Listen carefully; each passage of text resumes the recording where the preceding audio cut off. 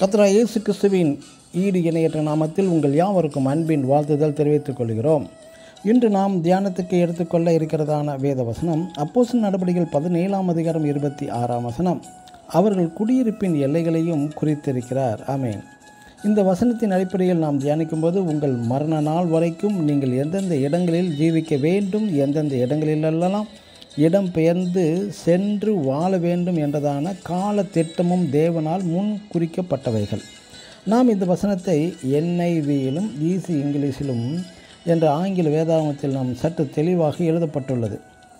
He determined the times set for them and the exact places where they should live.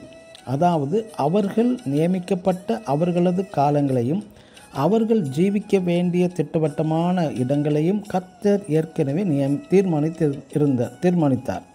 ஆம், அந்தந்த காலத்தில் நீங்கள் எங்கு இருக்க வேண்டும், எங்கு தங்க வேண்டும் என்பதெல்லாம் தேவனுடைய திட்டம்.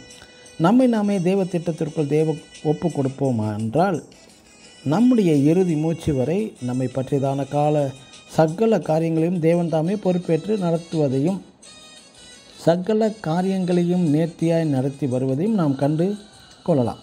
உதாரணமாக ஆபிரகாம் குடியிருப்பு எல்லைகளை தேவன் தீர்மானித்தார். தேவ திட்டத்திற்கும் தேவ வழி நடத்துதலுக்கும் அப்படியே கீழ்ப்படிந்து நடந்தவன் தான் ஆபிரகாம்.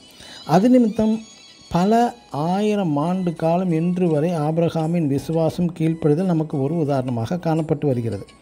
அதேபோல் யோசேப்பும் தேவ திட்டத்துக்கும் தேவனுடைய வழி நடத்துதலுக்கும் அப்படியே கீழ்ப்படிந்து நடந்த ஒரு தேவ மனிதன்.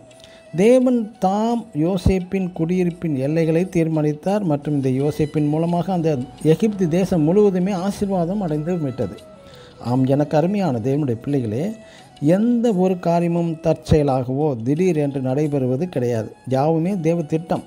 ஆம், உங்கள் குடியிருப்பின் எல்லைகளையும் நியமிக்கப்பட்ட காலங்களையும் திட்டவட்டமான தங்கும் இடங்களையும் தேவன் ஏற்கனவே தீர்மானித்தும் விட்டார். ஆமேன். God bless you.